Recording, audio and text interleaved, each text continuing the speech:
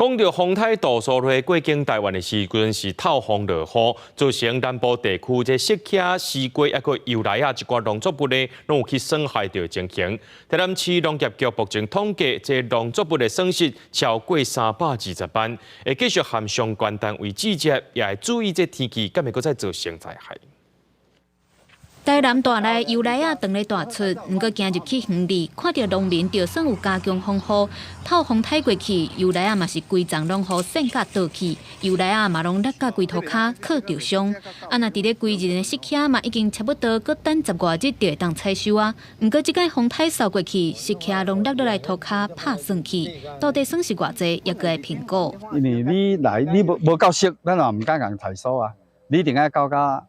够成熟、够好吃，让大家给它采收啊。落果一点点而已啦，落果差不多1/10啊，树头倒掉10几棵啊。果粒为落果啦，啊无落果的吼，伊为长倒的，啊枝枝去的。伊这3、4冬已经也无风台嘛，无较无影响啊。啊，伊这间风台真正风大。受到大水雨影响上大的，就是规人沙轮的小玉甲西瓜，严重浸水了后，即马好天搁晒日，那田甲叶啊冷去，甚至西瓜嘛闭开，就农民种8公顷的心血拢总乌有去。